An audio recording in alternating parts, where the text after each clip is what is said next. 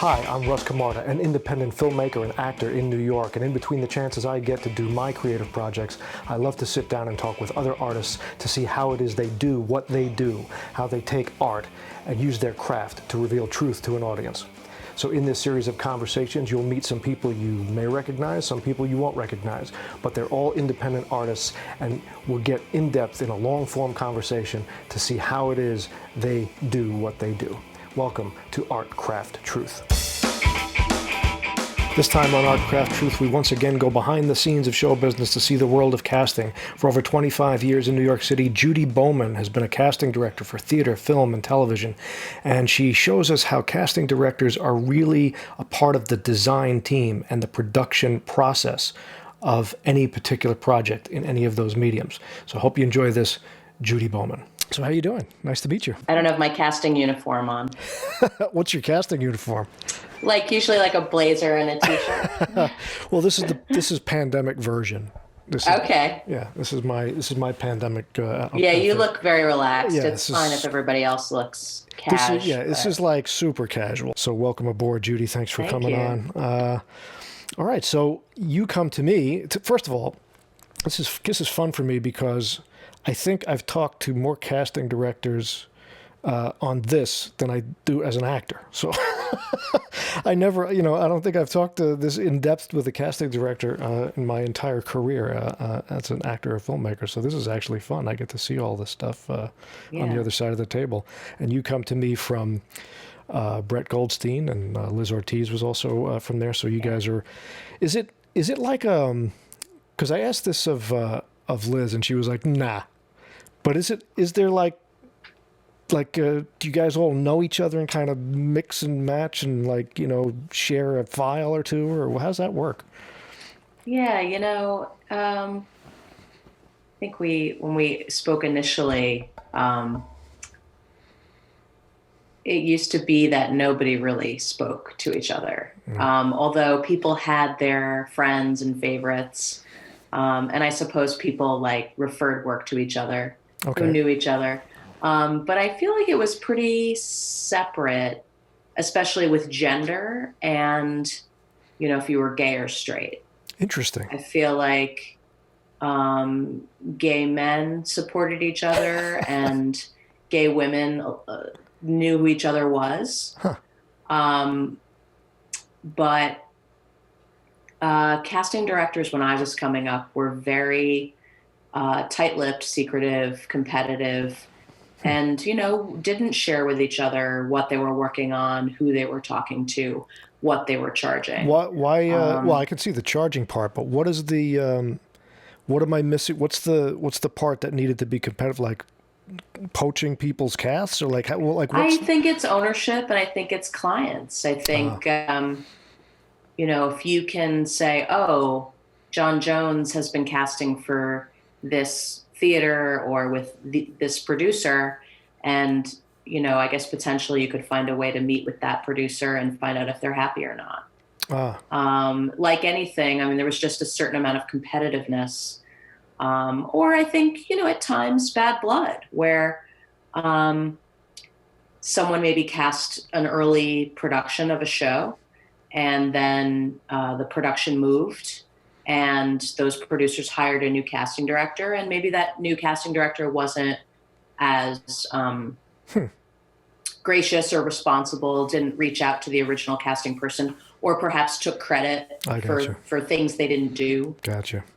So there are sometimes, where's the places where you crisscross? I'll see often there's the New York casting, the LA casting, and do you guys communicate that way too? Some of those are fun, and if you can, it is fun when you can work together. And so sometimes, let's say I'm doing a project and I'm based out of the New York area, and I need to do some casting in California. I can call a casting director out there and say, "Can you do this session for me? Can you run this session for me? And if you have any ideas, feel free to add them."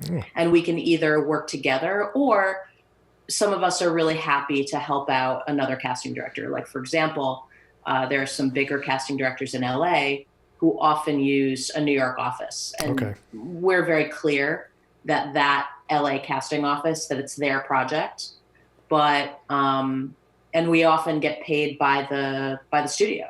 Right. So we're hired to be of assistance to that LA casting director. And usually that LA casting director is really happy to give us some credit, or, they acknowledge who cast what. Do you find sort of interesting takes on things that when you're working in that way that you wouldn't think came from, like, that wouldn't come from your particular casting eye? Like, do you find, I wouldn't have thought of that, or you see that stuff every now and then? Yeah, How other I find that the two coasts are pretty different in aesthetic, in the way we work, and the kinds of actors we have around. Right. The stereotype is that New York actors, their positives are work ethic, intelligence, sense of humor, and training, like real skills. That's about right. And the LA stereotype is that it's a lot about how you look and who you know, and charisma, and getting in on the ground floor of those casting offices that often are relegated to bring in the familiar 50 people that they see for everything at often a very high level. Right. And so there are times that are interesting to me, to answer your question, where a well-known casting director, well-liked, calls one of us and says, hey, I'm casting this amazing movie and they want to see more people and they want to see them out of New York. Right. And that way we can have those conversations and say, okay, what's behind this? Right. Because we know you've done your job. Right. What's missing? How can I help? Like, I remember in the mid-90s doing some work for a studio, and I was part of the New York office casting a series of television shows, and they had a very, prestigious LA casting office working on it. And I remember them calling and saying, basically it's hunks and babes. Okay. And then I said, so what's the problem? You're in LA. Like, what? I don't understand. And they would say, well, they want this edge, perhaps, that we think maybe New York has. They have to speak in complete sentences and whatnot. Yeah. Well, you don't want to inherit someone else's problem. Right.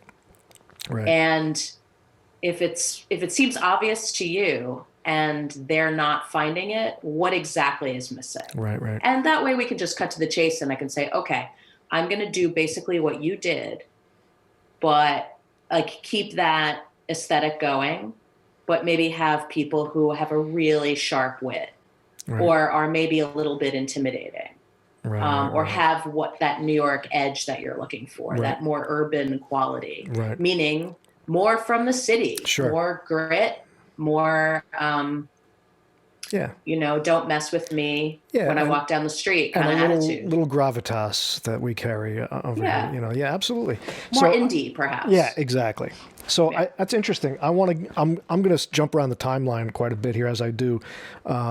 So I want to get back to how you got into it and all that. And we're going to circle back to that. But when I hear things, I want to jump on them a little bit. So do you have terms like that you guys like, sort of casting terms, like I'm looking for hunks and babes, I'm looking for grit, I'm like that, where right off the bat I know what drawer, what file cabinet I'm going in? Like, are there terms? Yeah, these terms certainly are mostly pretty offensive and that's the way it's archetypical, right, or stereotypical. And so a lot of them come from the commercial industry, where they just need labels to slap on types of people, like girl next door, right, the best buddy, right, second banana, nerd, very like catch-all generic phrases. Right. And some of those terms are now, need to be thrown away because they have perhaps a double meaning that, like the term urban. Absolutely. For us in the business, as long as I've been in, urban for us always meant the city.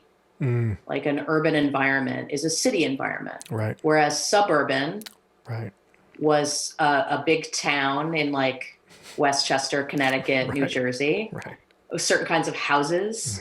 And then there's rural, which is country or farmland or small town. Right. Small town is also another description we can Right. use. But I know in the music industry, urban music or the urban department became a place where African American artists would thrive, and they would call them the urban department. Right. And so I think I used the term urban to describe a place or a kind of a person using some sides in a university teaching setting. And an African American actor said, "What do you mean by urban?" And I said, "I mean the city. I mean Chicago, New York, LA, down and dirty, lots of people, lots of cars. It's more fast talking, fast paced way of life." And so I think a lot of these terms need to be swapped out or defined so that you're not having, people with limited experience in the world using them, throwing them around to describe things. Right. So I think it's getting more interesting in that. Have you seen that? Have you seen that pace accelerate on that where every day? I mean, there are also some great organizations that look at breakdowns and make fun of them and post them and talk about why they're small-minded and insensitive and not really helpful creatively. Right. Yeah.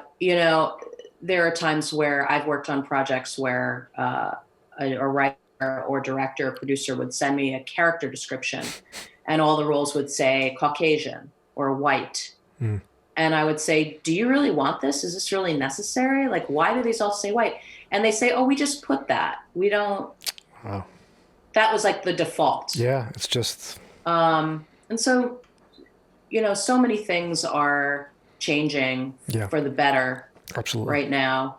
And we're not just taking a lot of things for granted. So these are, these descriptions can be useful. Right. And I would think they help your process. Common ground. Yeah. They just give you a base to start with. It's like, okay, I see where this guy's coming from, where this girl's coming from with this. But at that point, that's when you put your talent to it, which is, I would think a lot of times where you're kind of going, take a look at it this way. Take a look at it that way. Do you find yourself doing that a lot when you're serving a client, or is it? Yes. Yeah. And I think you do that. Sure, you have those conversations with them, and you do a lot of listening. But you do it in the session. And sometimes you do it in the offers that you suggest to be made. So there are times where we'll bring in an actor that is not what that breakdown has written necessarily. Right. And so when we bring in a certain actor who expands that breakdown, we're saying, "Look at it this way." Wow. So and then that actor usually comes in. Wow. So that actor comes in and has read the breakdown and has read the script and understands what we're looking for, but brings something either completely different or expands on what's already there and shows the team, it could also be this, or in addition to this, it could be these other things. Interesting. Well, it's fascinating how you have to, have to marry what you're doing to what you need to serve them with, and with their best interests at heart. It's like a little balancing act you guys do. So I want to jump back. Let's go all the way back, because what I find interesting about you guys and girls, I don't know which terms to use anymore. You guys in general, casting directors, is you come at it from so many different places. What was your road? Were you a performer as a kid? Did you want to just be in show business? Were you from the administrative side? Like, how did you get onto that road? Because it's a lot of different ways to get there. Lately, I've been speaking more freely about what my initial goals were and passions were. And I have come out of the closet as, when I was young, I really wanted to be an actor. Okay. All right. And it's not something that, I've been casting for over 20 years, and it's not something that I discuss that readily, but I really was very serious about it. And when I became a casting director and told my sort of mentor, father figure in college, head of the acting department, he was surprised because he knew me as so driven and committed and passionate about being an actor. Mm. I found that when I was coming up, and I did some, things as a young person and did a lot of acting in high school and in college and a little bit afterwards. I found that at that time, you really had to know yourself well or just trust other people and what they thought of you. And there were like ingenues and character women. Right. And I ended up playing like old ladies and, and part of it was flattering. I thought, I got those parts because they were harder and because I could pull it off. Right. So I was flattered and it was a challenge, but I think I was not all that comfortable in my own skin yet. Okay. And like, I knew who I was to a degree, but I couldn't really see where that fit in. Right. And so I learned what I love to do by not doing what I thought I wanted to do. I also have a lot of other interests, like teaching, like I almost feel like I could do a lot of different jobs, and I have done a lot of different jobs in my life. Yeah, I saw about your teaching credits, which I want to get into too, because I love that myself. So that's a great. Yeah, I mean, I've sold shoes. I've cooked in a couple restaurants. I like a lot of things, and so going to college where I went was also very helpful because I could do a lot of things. Where'd you go to school? I went to Tufts University, and I definitely wanted to go to some kind of conservatory environment. And my parents felt, and I also felt, that there were things I wanted to study. Yeah. There were things I wanted to learn, like Japanese poetry and take classes that I felt like I was never going to be able to take again. Right. So I also ran track in a very serious way. Wow. And, okay. I was quite good as a 16-year-old. And was lucky enough to be able to run at a Division III college. Wow. And so I ran on level at school. And if I went to a place like NYU or other places where I got in, I was not going to be able to do all those things. Right. I have to say that my grades at Tufts were not good. I was on academic probation my freshman year. And my track coach said, "You better pull those up or you can't run." Uh-huh. And I didn't go to a couple classes. I slept in. I was a very goody two-shoes kind of square person. I never drank until I was well out of college, mostly because of my running. Right. I didn't want to mess with anything. I'll screw up the tempo. And I was also just naturally very, not a prude, but just really a goody good. Right. That's a casting term, by the way. That's a casting term. It's a what? That's a casting term. A square. Small town girl next door. I say I was the one taking everybody's keys. Okay, right. And driving them home. Right. So that is a type, by the way. All right. Yeah, the one who takes everybody's keys. We can call that a new type. All right, I feel like I don't know what that looks like exactly, but you could put a picture of me in college. I got you. So I had a lot of other interests. Let me ask you this question: when you were in school and when in college, when you were learning, first of all, what was the kind of acting training or drama stuff that you were doing? Were they teaching a particular kind of method, or were they just giving you kind of basic scene study stuff? Or? I think at Tufts we had a lot of sort of Stanislavski-based work. The head of our department at that time was, I used to call him Foghorn Leghorn. He was kind of like a old Southern Tennessee Williams actor. Oh, excellent. He had been William Hurt's teacher. He was amazing and just looked like he came right out of a book. What kind of stuff was big? Sense memory. Yeah. Watch someone sit on the street and copy them. Observation. Take lots of notes. And then we'd have acting exercises and scene work in class. No one's ever asked me that before, like what exactly was the kind of study we were doing. Yeah. But I feel like it was method. Sure. Yeah. I mean, Parts of it, yeah, I'm sure. Yeah. And then we had this other teacher who was an odd duck, who's written some books, and he taught this method called iconicity, which was a very different kind of work. And it was not really emotionally based. It was about symbols. And so you would look at the text and you would take a piece, I haven't talked about this in years, like a noun, and you would inhabit a shape or an image of that. Wow. It's almost like if you were to look at Shakespeare and you would almost not pantomime it, but gesture about it. So you look at the moon, you would use your hands and your body to inhabit. So he's doing some Carl Jung, very on the surface kind of work. Wow. So the two of them clearly didn't get along, and we were very two of us, like all the performance people were very confused and either in one camp or another. Right. I imagine you didn't fall into the symbol camp. I did not, but it was actually a really worthwhile exercise and got me to use my body, which I wasn't all that comfortable with. I think with Shakespeare, with lots of classical work, it's very useful. Sure. Because it allows you to sort of work from the outside in and also to choreograph in a way these images that often are lost or run over. Sure. Well, too much talking. It's interesting you say that because I think,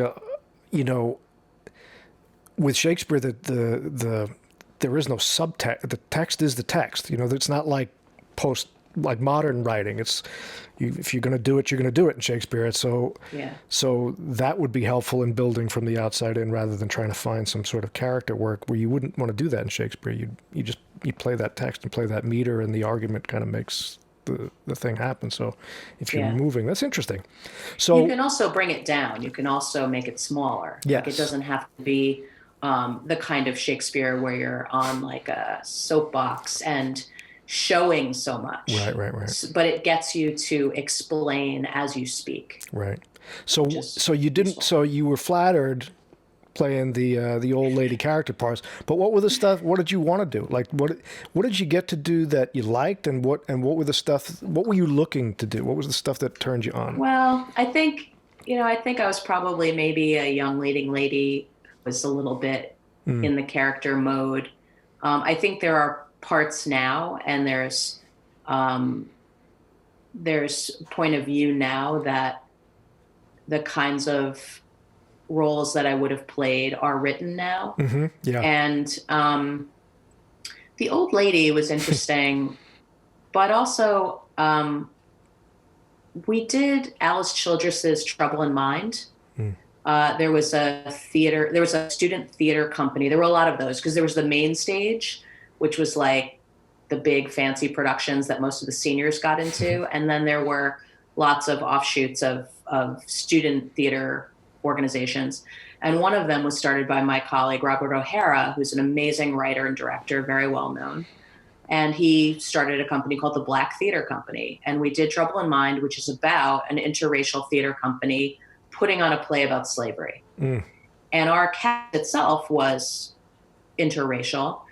And the stage manager's name was Eddie, but he changed it to Edie. And I played that part.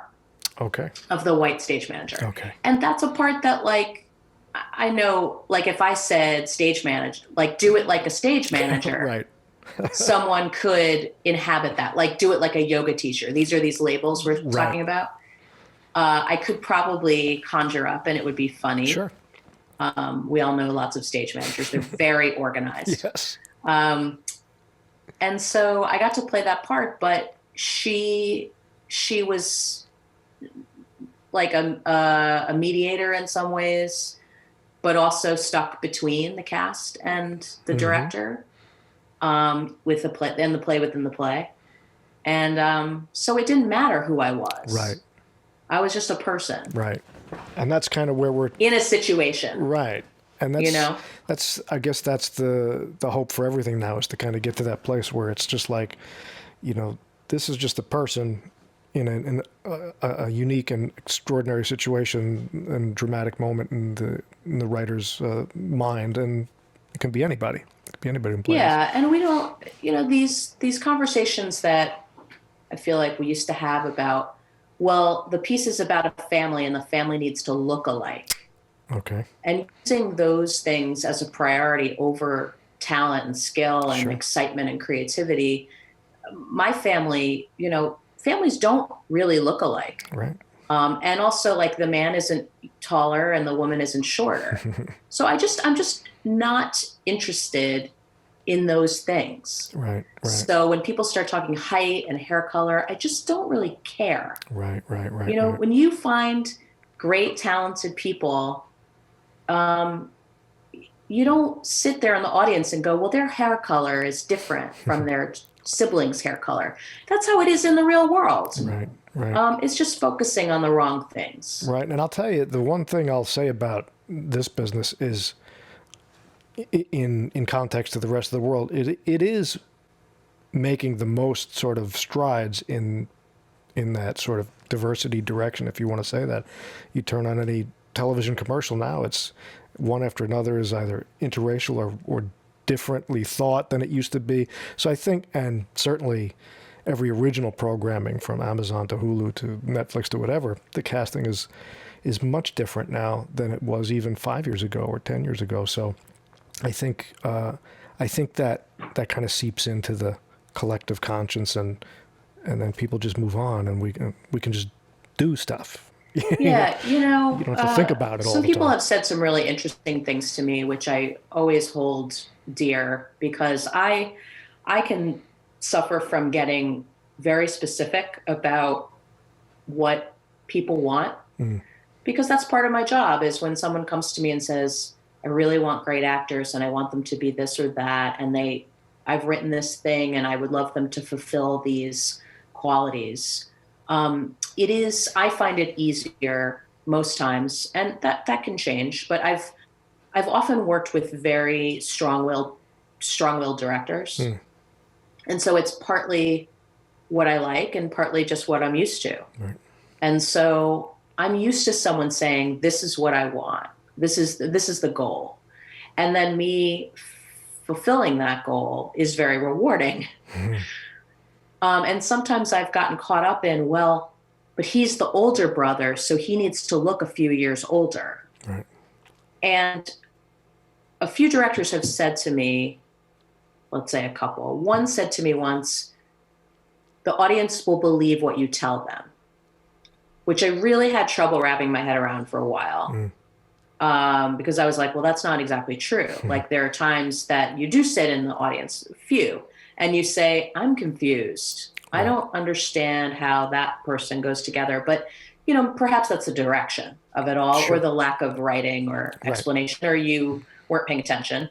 And another director said once, when there was these infamous talkbacks that you have after a play or a film, and sometimes it can get a little off topic.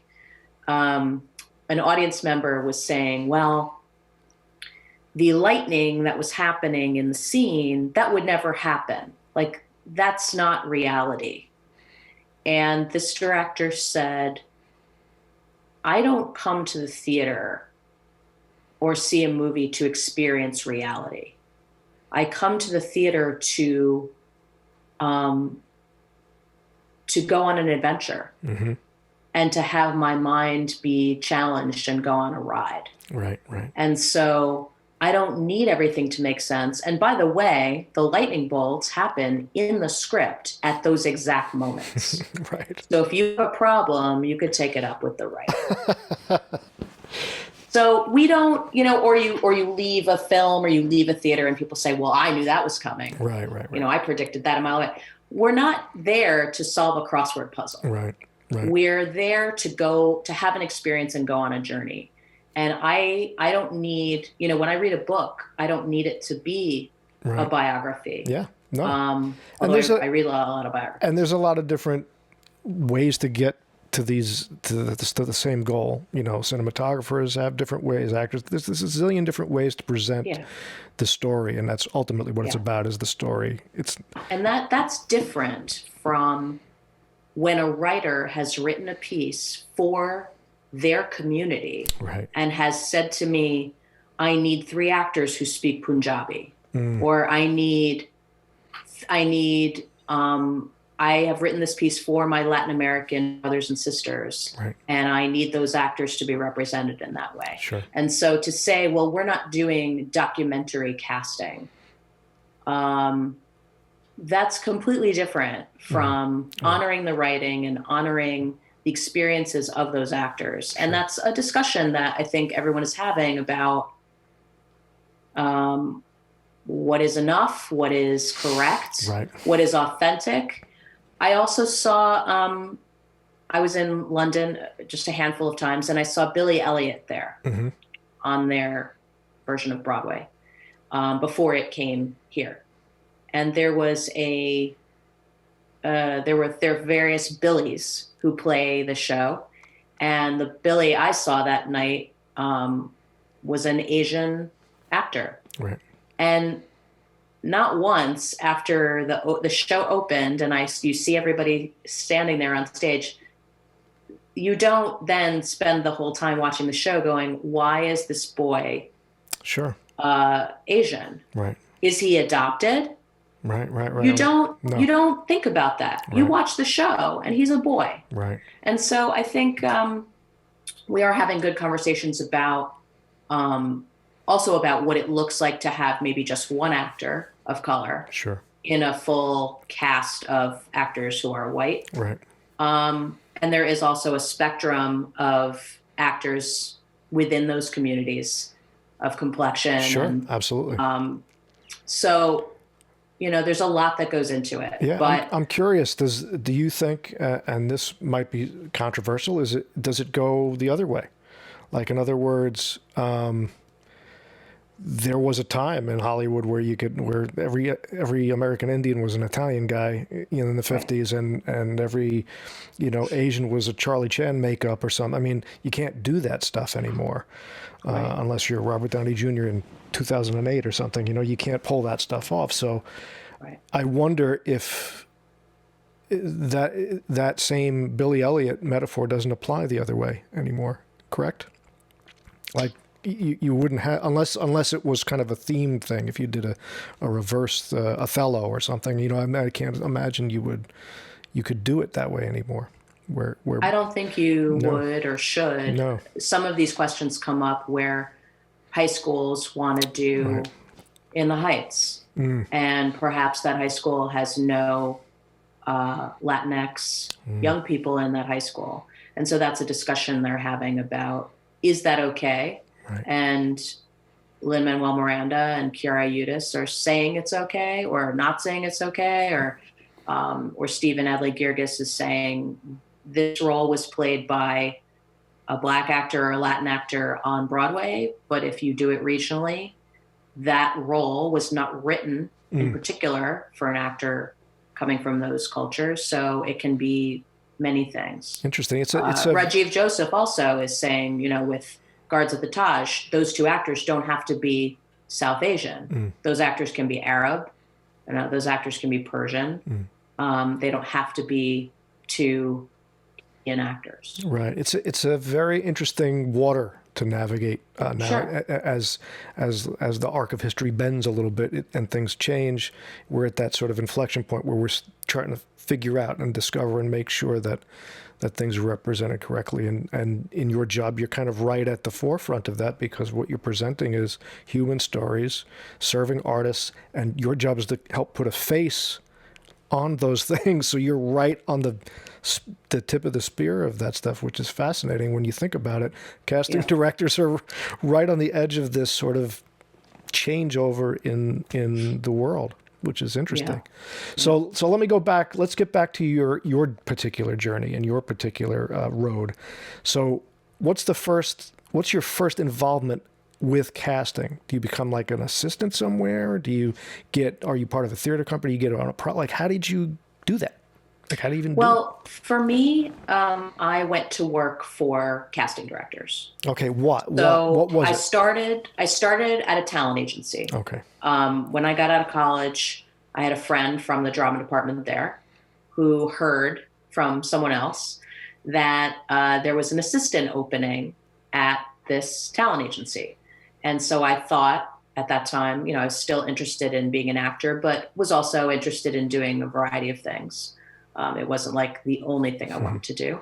I said this would be a good way for me to learn about the business. So I interviewed and I got the job, and I worked for 4 talent agents. And we had a really nice roster of actors, some of whom I knew. I knew who John McMartin was from Sweet Charity, and I had interned at the Berkshire Theater Festival, and he did Breaking Legs there. They represented Alma Cuervo, who I had seen in Heidi Chronicles.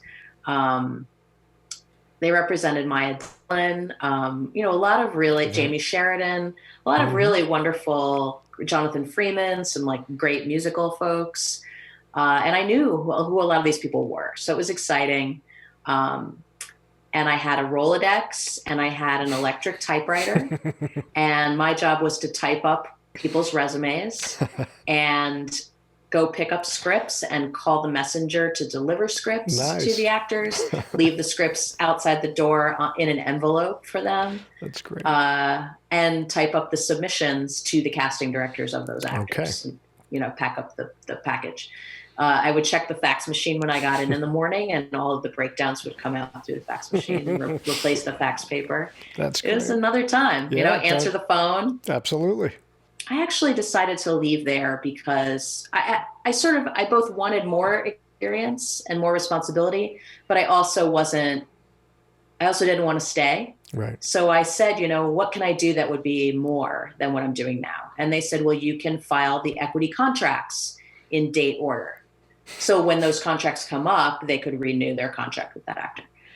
And that didn't seem like a whole lot of fun to me. So there's a part of me that loves alphabetizing.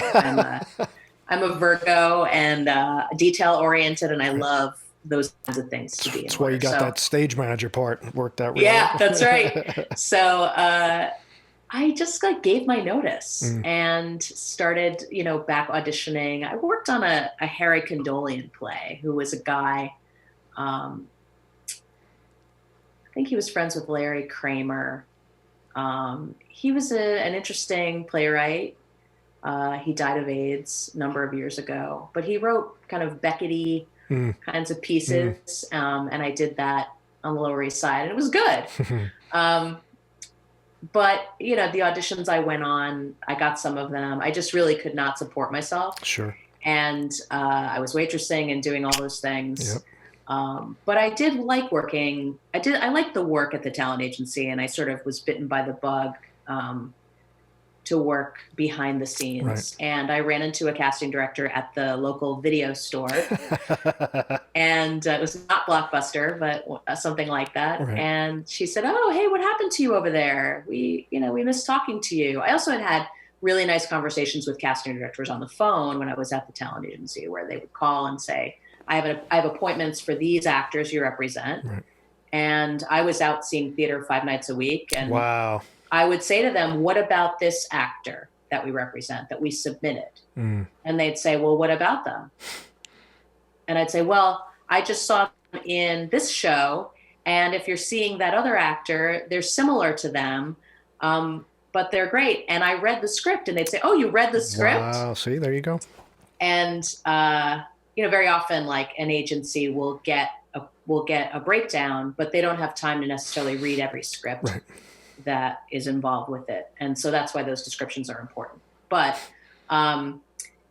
so they said, okay, well, I have one more slot. I'll give it to you. And if you're right, great. And if you're not, then you still have some things to learn.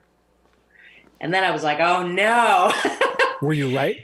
I was right. They didn't get the job, but they did very well. Okay. Right. And I think they got a call back. Fair enough. But that's how you make those relationships and earn trust. And that's the whole business on every level, isn't it? It's all circles and relationships and referrals, and it's kind of works that way in so many angles. I really feel like a lot of it's based on merit and intelligence and how you comport yourself. Do you take it seriously? Right. Do you write everything down? And I have those conversations now, which I do enjoy, even if they're over email. There are agents who only submit a few people, and then there are agents who submit like 35 people, like 10 people per role. Right. Not all those 10 people are really right for that. Right. But my MO is that like I look at the submission and then I have a list already of people who are with that agency who I want to see.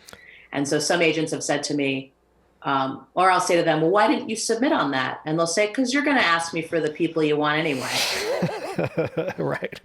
And I'm like, well, you could help and we could do this together.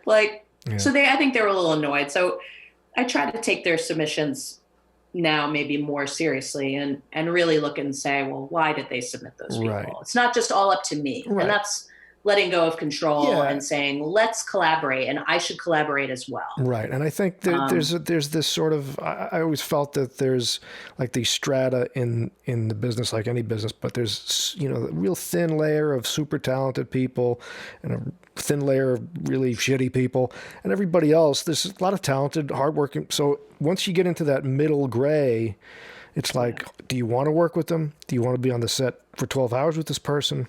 Right. Because unless I'm going to get that real thin strata where I'm willing to put up with some shit, everybody else is in the same kind of area for the most part. So it's work ethic, it's responsibility, it's intelligence, it's those kinds of things are what build those relationships, I think, ultimately. Yeah. Casting directors, if we do our job, that session's going to be good. And the people we're choosing from at the end, they're all great. Yeah. Let's say your callbacks, like the top 3 to 5 people, they're all terrific. Right. And so then what is it about? Right. And it's about those things. It's about, do I want to spend a month with that person? Right.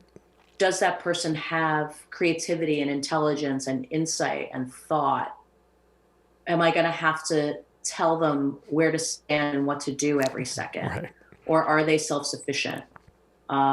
Also, are they malleable? Are they game? Are they willing to, when we've gotten a few takes, can the director say to that person, you got anything you want to try that's like valid and cool that might work? And they want a person to say, yeah, sure. Absolutely. And show them something. Sure. I think in acting school, you're often taught you're an empty vessel to be filled up with whatever that director wants. Wow. And I never got that one. That's a new one. I mean, not you, but some actors will come out with, all of their instincts beaten out of them. Sure. And they're like, I'm really talented and skilled and smart, but I will do whatever you want me to do. Right. And they're not used to having the impetus or the permission or the dignity to say, here's what I got. Do you find that more in film and television than, say, the theater? I'm sorry, I reverse that. Do you find that more in the theater than film and television? Because the film and television directors typically come from a visual, an NYU background or a filmmaking background. They don't speak the actor language all the same way that the theater people do. So their casting is like, I just hope this guy knows what he's doing. Like he should know how to do this. I don't know what to tell him. With the theater people, that's where you're filling an empty vessel. So I wonder if there's a difference that you see between film and TV and theater. I think so. I think the film and TV directors I worked with, well, TV and film are a little bit different from each other, but the TV directors love really good actors who are confident and self-sufficient. Right. Because there's no time to have a process or to try lots of different things. Yep. And so maybe those TV actors, maybe they have at times a little bit of a narrow, their first take is a little bit of a narrow point of view because they know it's kind of got to be in the pocket. Right. And they can't take too many chances. Right. Unless there's time to do that. Right. So they get into a groove, they have this delivery system, and they audition, and you can tell it's slick, it's polished, it's thought out, and it could be at its worst formulaic. Not dangerous. But it works. Yeah, it works. It's not, but there's no. It works. Yeah, right. And that's because they understand what television requires of them. Right. The film actors are able to take more time, are able to experiment a little bit more. And those film directors tend to want that, Yeah. a little more of a free-flowing, creative person Right. who can also deliver without too much process. Right. And then the theater actors, yeah, I think the theater actors have it the worst in terms of, I think now we're talking a little bit about actors owning the room or taking their own time to show people what they've got. And perhaps the acting training schools maybe are following suit in not putting out a bunch of robots or let me stop well-trained robots. Let me stop you right there. Describe that, owning the room, because this is the second casting person who's said that term to me. What does that mean to you? I find that term sometimes to be a little bit rude, because I've never been one to want anybody to feel like it wasn't their time and they're just a cog in a wheel or one of 80 people coming in that day. But I think it's a term that actors understand that, you know what, it's 5 minutes, but it's my 5 minutes. Right. And I'm going to come in, and not in a rude or aggressive way, but be like, you will hear me and I'm going to do something that I've been working on and memorizing, and not spending time with my partner or my family or my baby for this audition. Right. Or got a coach or learned this song or took time, lost money working on this. Right. And you will not be on your phone and you will not be eating your sandwich. And well, I always thought, respect this is my room for these 5 minutes. And I think what helps that along as you get a little older as an actor is you realize that because if you've done enough shows for 3 people, or or where the guy's on the phone in the audience in your show that you're actually in, or whatever, you realize that you're there to serve the story as an actor. You're there to do a job. So you look at the auditions as you get older, you start to realize that the auditions are just another show.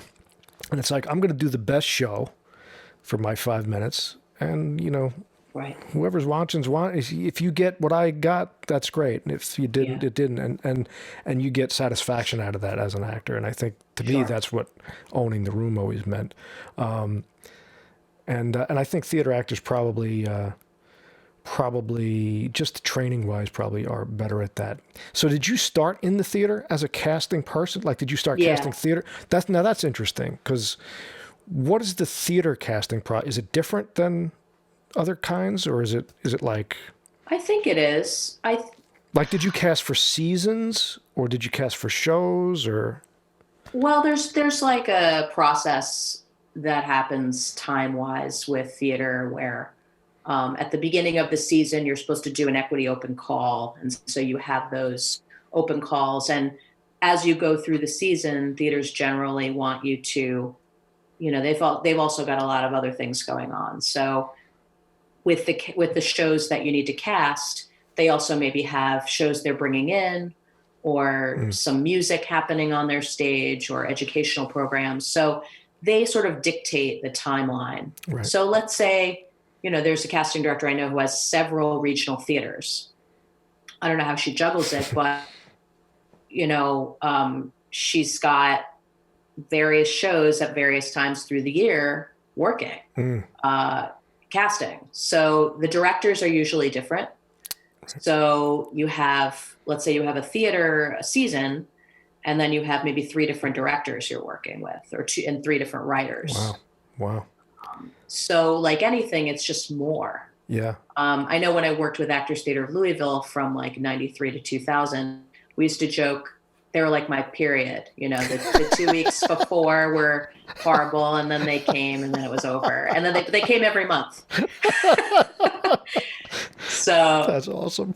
Yeah. I mean, you just keep track of who's doing what. So it's time management and juggling and schedule, and just keeping your mind compartmentalized. Yeah. In the fall, you're going to be casting for their Christmas show. Right. There are things that come through every season. Right. But every theater does it differently. And what about the casting process, especially in the theater? do you like? Is there like, because it's the lead up, it's the conversations with theater companies or directors or whoever, and then it's all the work that goes into it, the organizational stuff, and then the actual session. What's the part along the way that you're like, I like doing this. This is fun, you know? I like and I find that the theater work and independent film is similar. You're really wanting to honor this piece that someone has written.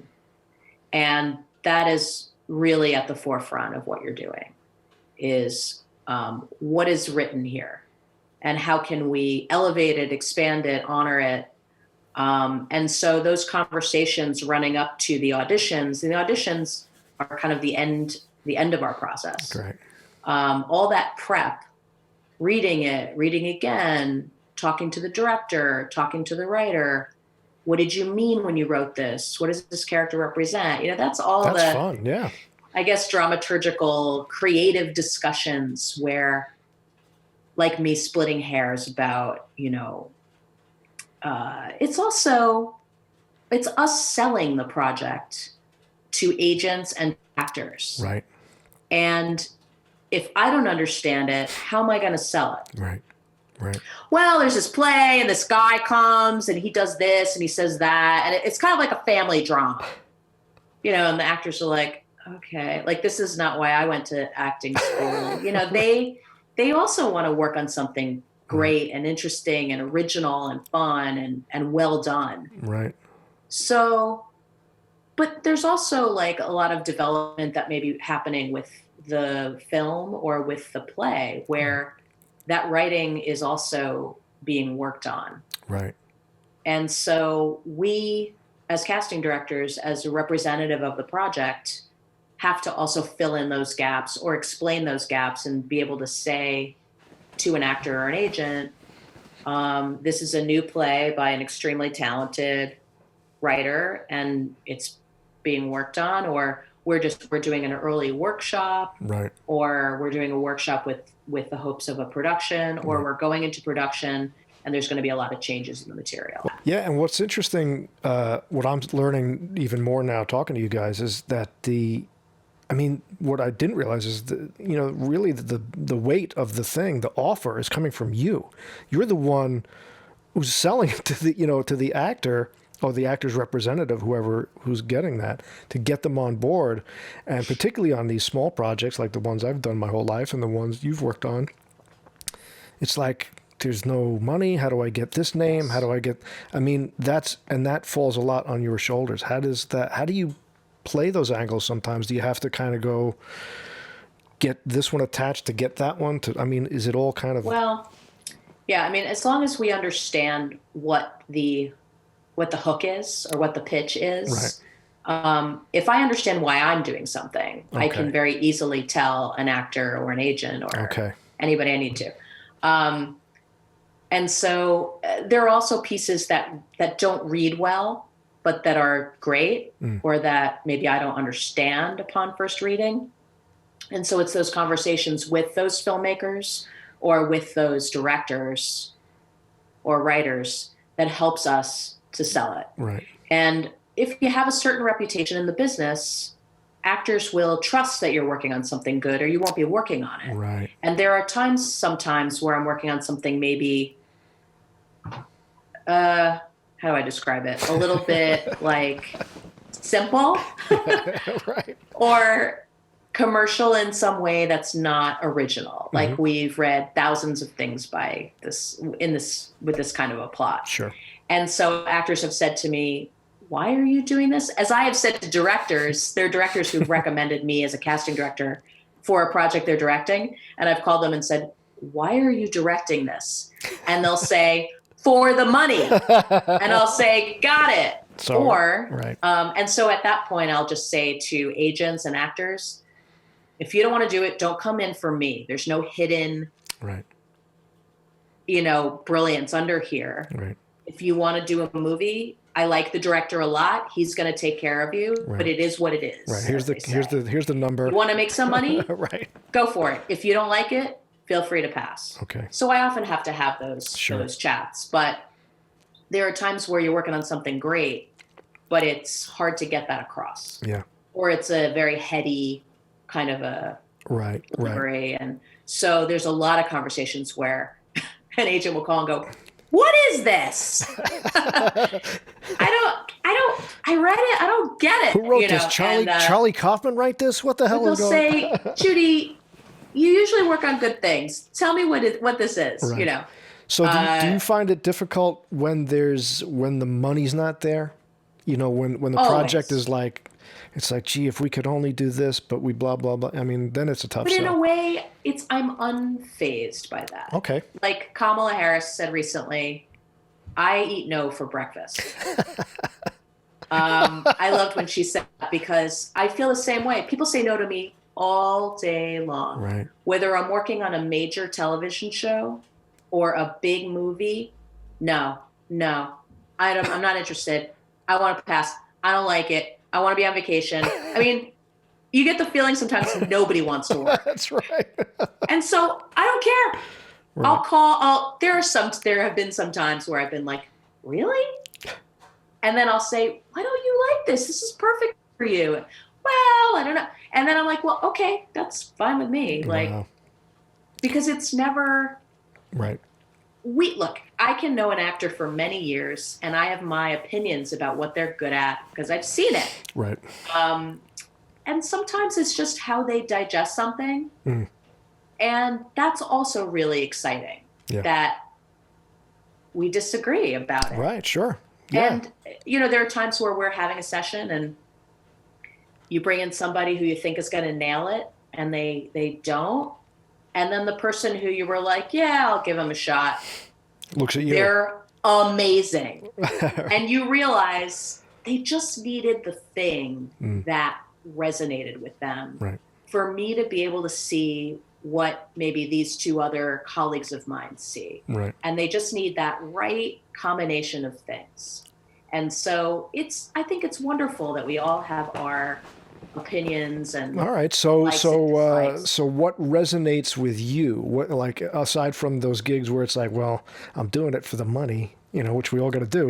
What's the genres that you're like when you get that script and it's in that particular pocket for you where you're like, "Oh, I dig this kind of stuff." What is that? There's this triangle that people talk about. A lot of artists talk about how you have to have, like, there's money on one side, there's the people involved on the other side, the material on the other side. And you have to have 2 out of 3. I usually have those. The money is not always there. But I used to get a little bit sucked in by the people. And so if the material was a little bit not great or not really worked out, if I met the people involved and I liked them, I would do it. And then maybe it wouldn't end up being great for anyone. Right.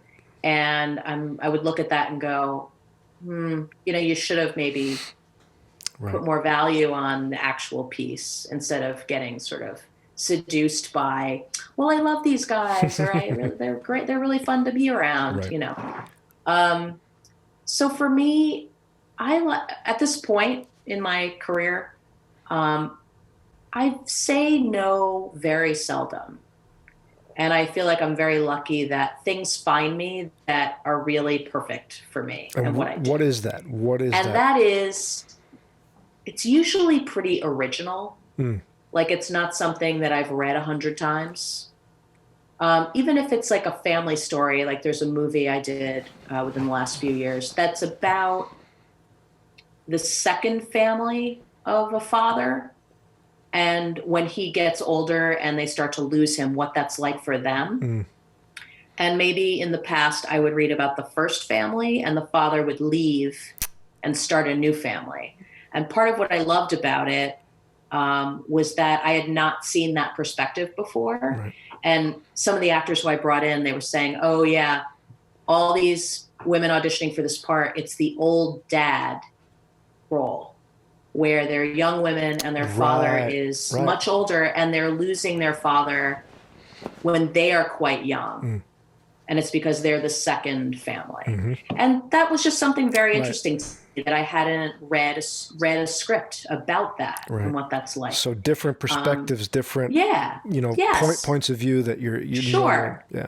It's like doing a movie about the South for me, having grown up in the tri-state area. It's like a foreign country for me. Right, I agree. Where the way people speak and the way people deal with strangers and deal with their friends and their family, there's so many things nuances that are new to me that it's exciting. Right. So the learning process, learning something you just did not know about. Interesting. Or play in the 30s about something or about a city in the U.S. that I thought I knew a lot about. Right. So I learn a lot while I work. And so when I read something, I'm excited when I read a story that I haven't read before. Right. I also really like good writing. And I like smart and fun directors who appreciate really good talent. Right. And are also like pretty open in that they like good actors and they want to serve the piece.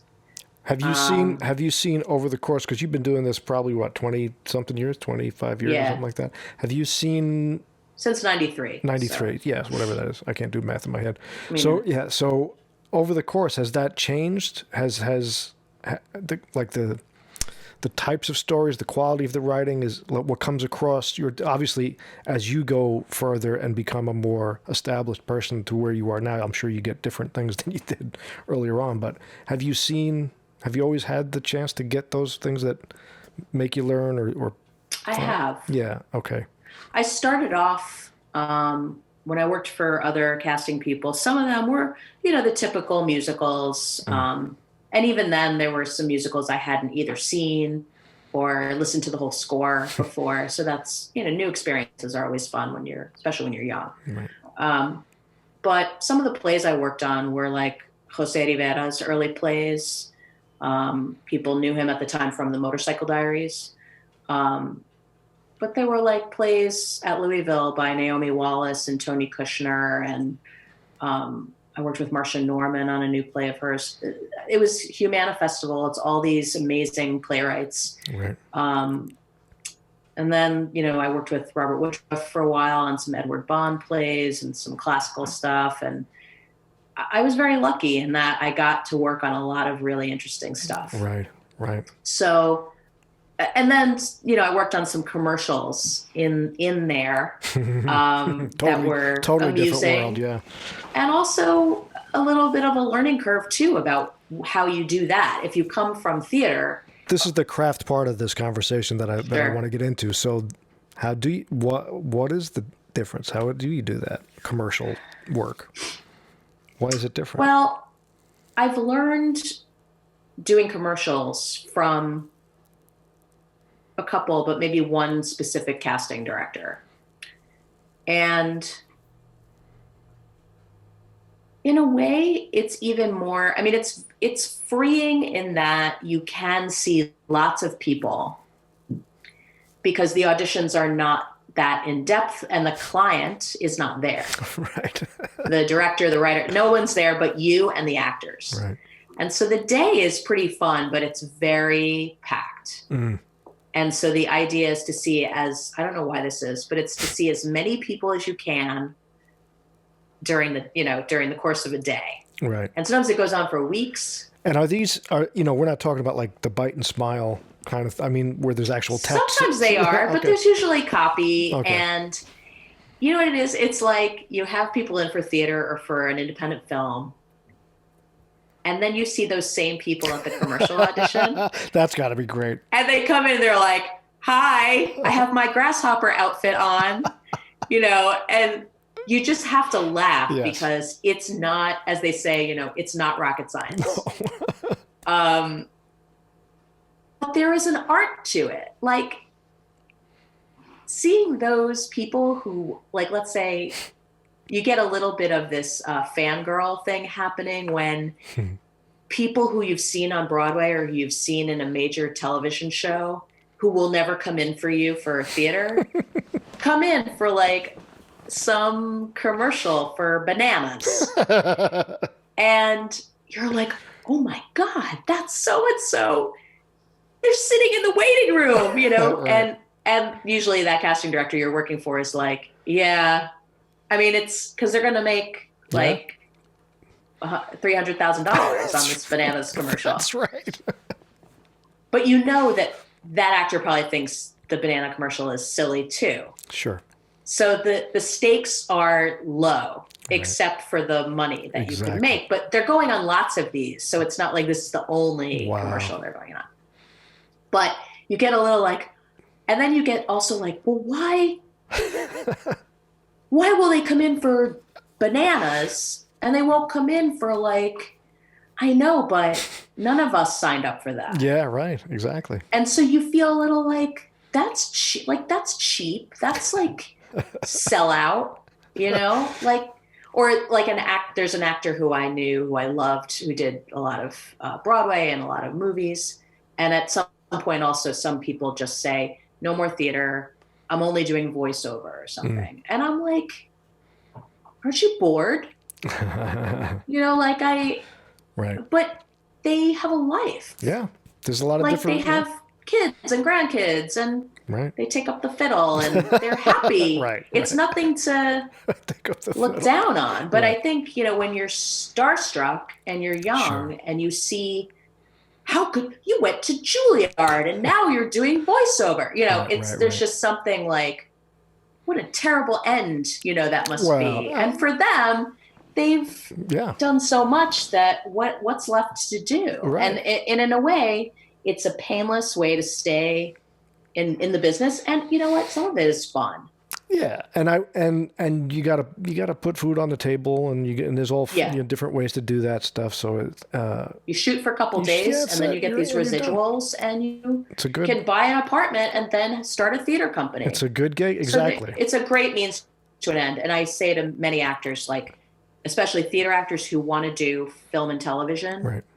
I say, I know you don't want to sell products, but commercials are a great boot camp to be in front of the camera, to have like a 2 to 3 minute audition, sometimes even working in a group. And just you get in for that casting office, you do your thing and you leave. Right.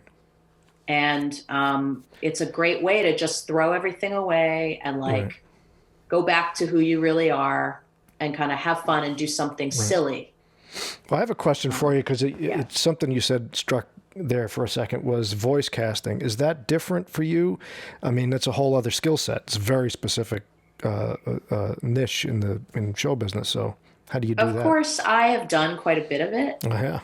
Didn't I read you did like an animated thing too? Yeah, I ended up casting for Simon & Schuster audiobooks. Right. From 96 to 2002. I also worked for sci-fi.com when like networks or cable sites were starting to do original content. So like AOL would have its own little shows they'd put on, or like ABC.com. Right. And they were trying to compete with YouTube and other, you know, online programming. And so Sci-Fi Channel had sci-fi.com/seeing ear theater. I hope I can say that. That's okay. But that's what it was. Right. And so it was original scripts written by a guy who, you know, knew how to write plays and content. And they would have original music, great composers that he worked with. And I would get them a celebrity to be in the piece. And it usually had a sci-fi bent.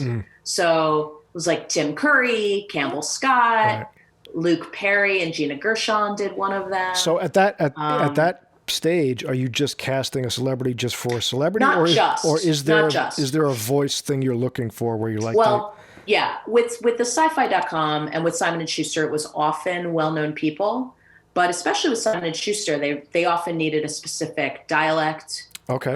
Or skill set for certain books, like James Lee Burke was always Southern. Okay. And so they didn't always need a celebrity, but they needed somebody who was versatile enough to not do voices, but to tell a story and have a subtle way of delivering different registers and dialects. And how did you sift through that? As opposed to like a casting session where people are was it sending tapes? Were you listening? Like, so that was really fun because it was a departure from theater and film where I would read, and I have been, not at this moment, but a very, very voracious reader. You know, just reading my whole young life, just reading books, like stay up all night, read a book. So I would read a manuscript of a book, and then the script of it, which would be called the abridged script, and then the unabridged. And usually the author would record the unabridged, and it was many, many hours long. And some people would buy that. And then the abridged version, which you would, you know, put the CD or whatever in your car back then, and you would listen to a 6-hour program or a 4-hour program or smaller. For example, one of the things we did was a collection of short stories by Ethan Cohen called Gates of Eden. And so I read them. I made a list of all the Coen brothers actors. I made lists of people who should be Coen brothers actors. And we would watch TV, get, you know, sort of a sample of their voice to listen to. And I worked with a really lovely team at Simon & Schuster in the audio department who had a real, you know, I'd be like, well, what about this actor? And they're like, well, they have a really high voice. And I'm like, who cares? And they're like, no, this is what we do. This is like how you do voice work. So I got to learn that, like what the real differences are and why those things are important by working with them. And there were times where we were working on a variety of books and they would say, well, for a romance, we need sort of someone who can do like a dreamy voice. And they were pretty high end. So it wasn't like a cheesy kind of a thing. And actors who were maybe needing something more intellectual to do, they loved it. Because they got to work on a book. And maybe even a book about something really special or some great writing, like Pulitzer Prize winning stuff. And so the process there was making lists of celebrities, but also making lists of regular actors in New York and presenting their demo reels and say, you know, if we don't get this celebrity, I think these 3 people would be great as backups. Of course, their marketing department wanted a celebrity somewhere in the variety of what we were doing, but it didn't always have to be. And then there were people who would read the credits before and after the recording, and they were paid well. And so I'd get them in sometimes to read the credits, and then the producers at Simon & Schuster said, they have a great voice. And I was like, I know. And so then we'd have them read a book that perhaps, you know, it was like maybe a Clancy or something that wasn't needing, like Clancy was the star, not the recorder. So, well, that's fascinating. Yeah, so it was fun. And I've done animation as well. So that leads me into another question, which is, and I'm not going to keep you too much longer, but the question is, how do you, because you have this catalog sort of built up in your mind, like you said, I immediately had a list of Coen brothers actors and people who should be Coen brothers actors that you pull from. Where do you find your talent? Like, were you going to the theater all the time? Were you doing the showcase thing? Were you like, how did you build up that? And do you still do it? So 2 questions. How did you do that? And do you still do it now?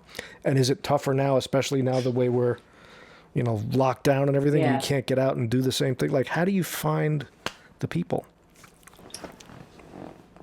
When I started, like at the agency, I was at the theater 5 nights a week. I was in my 20s. Wow. I was single. You know, I was happy to work in 9:45 to 7 and then go to the theater and then go home. Wow.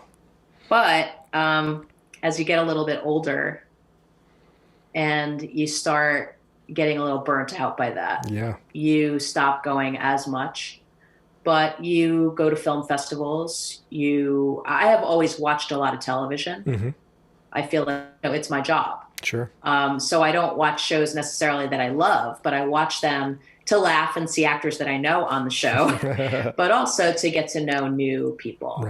I had a little bit of an adventure where I felt at one point that I needed to see things with actors that no one knew. Like, I would get an invitation as a casting director. You know, Sure. people would send you invitations, and you'd go to like theater festivals or film festivals, or you'd go and see one show that someone was in or a showcase. And I would go if I knew no one in the cast and didn't know the director or the writer. Hmm. And I did that for a while because I was also reacting to maybe some other casting directors saying, these are those older, frustrated casting directors that we talk about. They would say, well, if they haven't been on Broadway and they haven't done this or that, then I don't need to know them. Wow. And I felt the total opposite, where my fetish was to be in a session with a director that works all the time and have them say to me, where did you find this person? Right. I've been casting theater, or I've been casting TV or commercials all over for years. I have never met this person. Mm. And I love them. And I'd be like, I'm done. Like That's awesome. That's made my year. That's awesome. And so I sort of made it my mission to like find the undiscovered talent. Right. But what happened after a while of that is you're in social circles with people, or you're on the phone with agents, and they'll say, did you see such and such show? Mm. And I'll say, no. I mean, why should I go to Broadway? I don't need to see them. If they're already on Broadway, then everybody knows them. And after a while, I started thinking, you know what? If you're in this industry, you should know what's happening where. Right. Everywhere. Not just these like off the beaten track places. Right. Because a lot of times you go to one of those shows and you maybe come away with one or two actors who are really up to the level where they're ready to work. Right. And you spend a lot of time just being kind of frustrated or hot, or getting home really late and get kind of burnt out. Right. And so, you know, especially when you don't have the money to like see all the Broadway stuff. Right. But I then started diversifying my portfolio a little bit so that I would consistently go. I understood why my colleagues, some of them said, you know, I don't really go to that theater anymore because whenever I go and see things there, I come away with very little. Right. You know, or they'll say, some of us will say, I'd rather go and watch scenes or monologues for 40 minutes and find really good talent than sit in a theater and find one person. Right. And New York has that sort of unique, you know, pay for play showcase kind of thing that we've talked about on this show before, with the Actors Connection, the one-on-ones, where, you know, it's a little more to the curated. Point. Yeah, here you go. This is who's here. I get my 5 minutes to do whatever, and that sort of made sense to me. And then if you want, after that, as a casting director, well, let's see what else they got. So now, in this world we're in now, even pre-pandemic, are you getting a lot more of this kind of stuff where it's like somebody sending you their reel, or agent says, take a look at, you know, this online? Like, do you have to do it that way now? Or you're kind of locked in the house? I'm a little bit locked in the house. Yeah, it's tough to Although get out. I have had projects over the pandemic, and I have met new actors through those projects over the pandemic. All right. So the good thing about the self-tape situation is that we can have people put themselves on tape, and it doesn't cost us anything. Right. Like in terms of time. Right, yeah. And yes, I'll watch every single tape submission that comes in. Though, you know, people will submit, I'll request self-tapes. A lot of them don't respond to my request, to my invitation to self-tape. I'm not sure why, but they just don't. And so the people who send their tapes in are often people I've never met before. Right. And so I get to know their work through their taped auditions. Right. Yeah, it's a and different... so I've cast a lot of people over the last year who I had not known. Right. And so in a way, like, if some casting directors are reticent to like bring a new person in with the director sitting there, what if they're not good? What if the director yells at me because they're not good? This way, it's almost all pre-screened. Right. We see them first. Is that a big part of the gig? Because when I was talking, I think it was Liz, I mean, it's sort of a risk-averse business, show business. It gets a lot of credit for being out on the edge and cutting edge, but it's really not. It's more risk. It's everybody's afraid of losing their job. So does that find its way to you guys too, where you're like, I can't really take a risk here, or, does that fall on your desk the same as it would, a director and agent? I think it depends on what entity you're working with. Okay. There are directors I've worked with all across television, theater, film. There's a well-known television director I worked with who he was also used to the casting process he experienced at his network, where, like, let's say there was a small role like the receptionist on a TV show, right, and she's got like 3 lines. It's like, you have a call, they're on line 4. Right. And I said to this director, let's not waste time. Here are some actors who taped for a bigger part, who are terrific, who we didn't hire, who'd be great for this receptionist role. Right. Who would love to play the receptionist. Sure. And he said, well, where am I? Like, he wanted to see 25 auditions for the receptionist specifically. Okay. Because I think that was the process he was used to at the network, where that casting office devoted all their time to just throwing the quantity right at him. And I was like, why would we do that? Right. Here are, 5 people who are fantastic, who can do so much more, who right, you would love. And so some directors really want to see people, and other directors will say, just send me the top 10. Right. I usually will send who I think really rose to the occasion, and then I will also provide them the second, third and choice. I would think when and they can watch on their own time. Sure. And I would think when you're doing this, because you guys really are, you are advocates. You are you're out there kind of fighting for your thought here. I would think when you do it, there's the part of you that's like, there's a few names highlighted on that list where you're like, I hope they come through. I hope they come through. Oh, that'll be great. Do you get that kind of spark every now and then where you're doing that? Yes. And at a higher level, you're saying, I hope the people who I think are going to nail this are going to do beautifully. And then sometimes you have, like what I described earlier, where someone else who you thought was going to be just sort of middle of the road ends up being brilliant. Right. So that happens. But there are some directors who, like, I would say, I speak for everybody, we want our clients to love our session. We want them to love everyone in the session. We want them to love us. Right. And we sometimes, like, what if they hate everybody? It's a question that is not unrealistic. Absolutely. I mean, there are some directors, I hate all of these people. Oh, no. There are some famous situations where that has happened. And, our responses are like, oh, I'm sorry. I brought in all the untalented. I brought in the wrong pile. It's like, I picked that. Oh, whoops, sorry. But when you're in a high pressure situation, let's say you're casting for HBO for the first time. Right. You don't want people to not get it. Yes.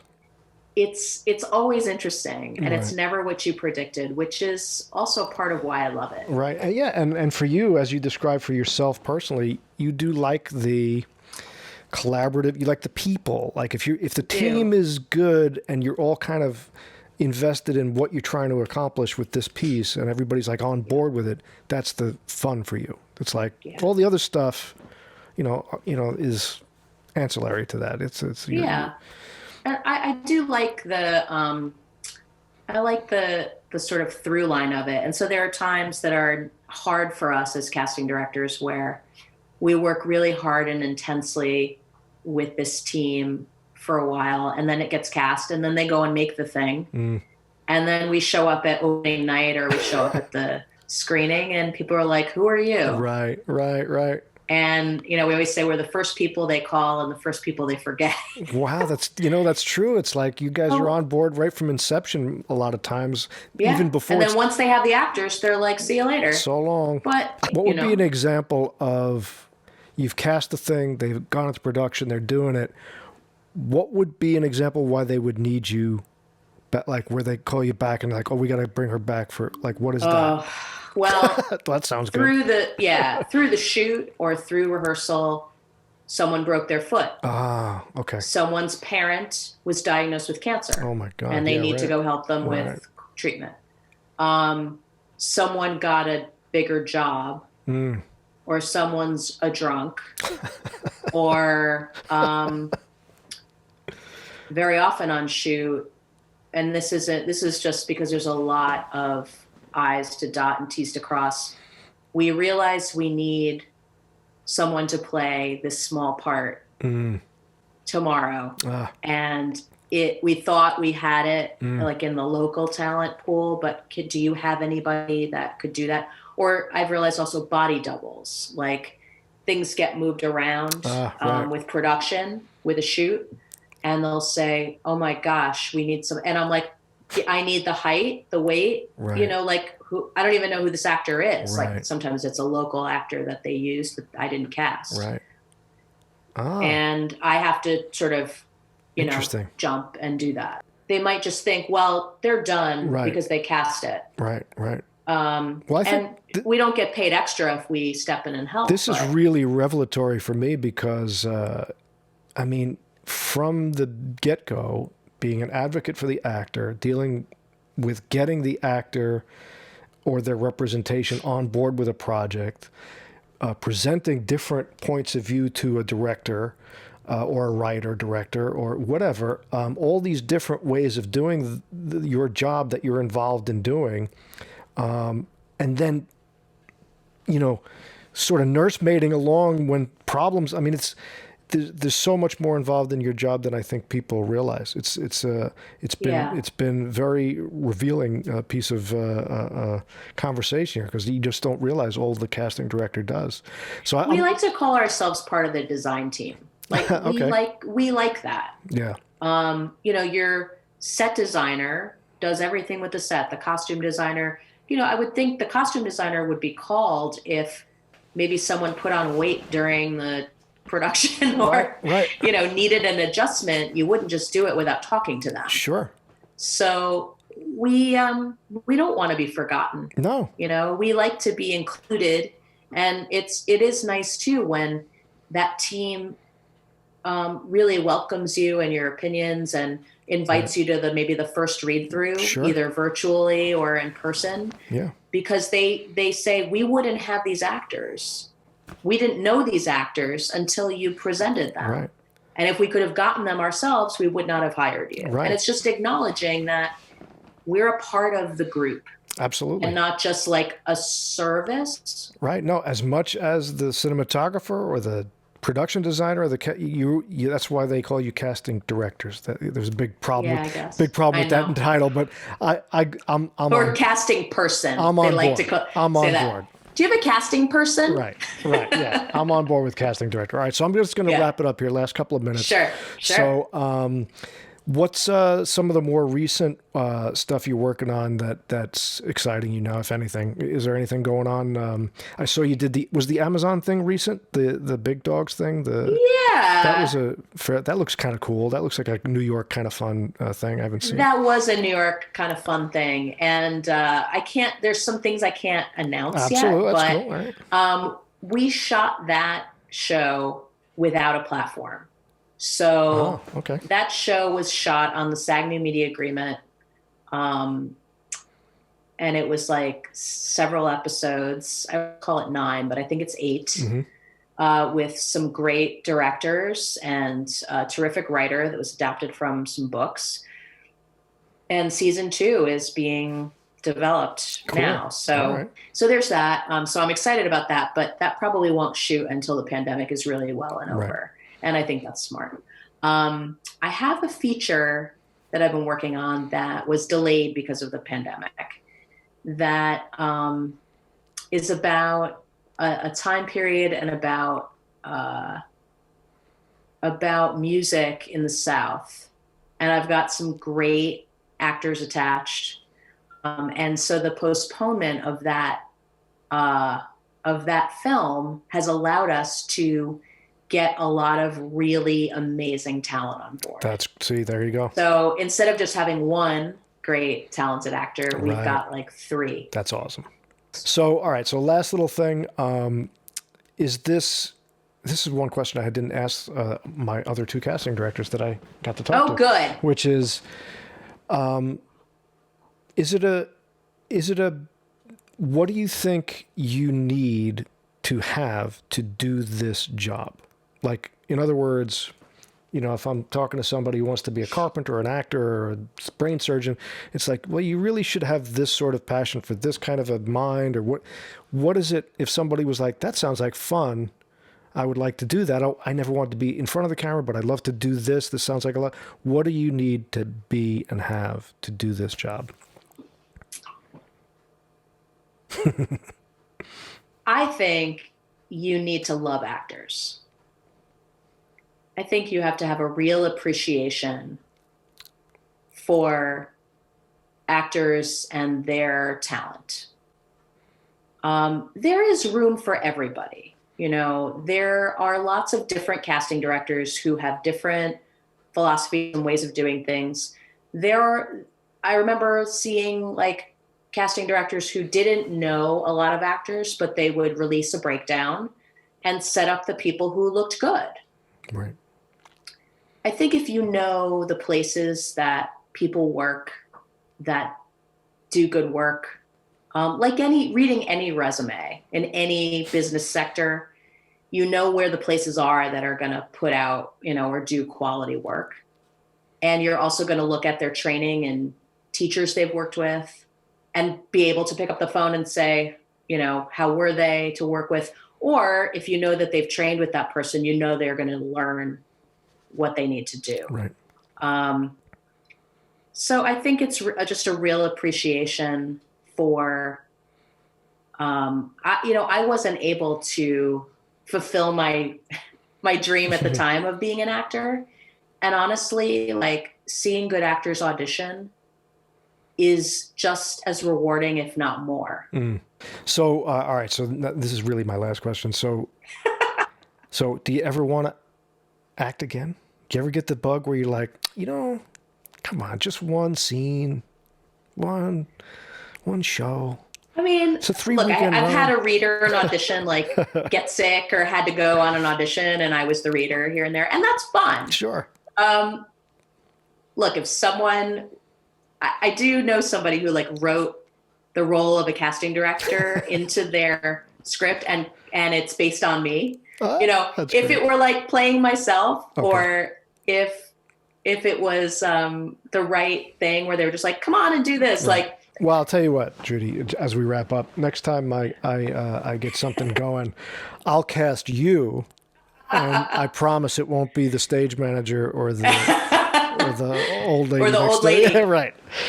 I promise. We'll make Unless I'm an old lady at that point. Right, yeah. In which case we'll make you an ingenue and I really put that girl next door. the girl next door. No, what was the term? We came up with one. It was like the square, the person who takes all their keys. The person who takes everyone's keys. Right, that's right. How annoying. You can be the person who takes everyone's keys. All right? It'll be fun. I'll take but that. we'll build the whole thing around that character. Yes. Yeah. Because I have to own the room. Because you always see the story is about the drunk guy at the party. You never see the person who takes their keys. So we'll go that way. That's me. That's you. All right. Well, Judy, thank you so much. This was was fantastic. Learned a lot, and like I said, hopefully we'll stay in touch, and I'll say hi to Brett for you when I hope you liked me as much as Brett and Liz. Oh, are you kidding? Absolutely.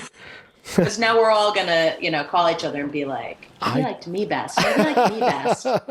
No, you guys are. It's neck and neck right down the wire. So, but thanks. It's so nice to meet you. It's really a pleasure. Absolutely. You're a gem.